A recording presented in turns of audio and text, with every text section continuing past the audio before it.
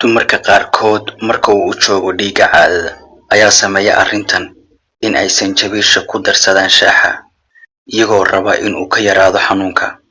maadaama dumarka qaar ka mid ah ay xanuun saa'id ah dareemaan xilligan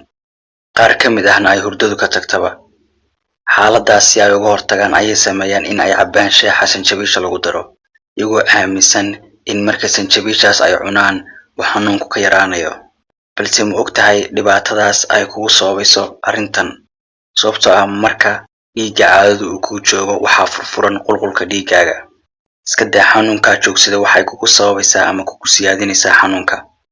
sababtoo ah sanjabiishu waxay kordhisaa furfurnaanta iyo badinta dhiigga taasina waxay keenaysaa in dhiig badan uu kaa baxo caadadiina ay kaa istaagi weydo xilligii 7 casho loogu talagalayna ay dhaaftaba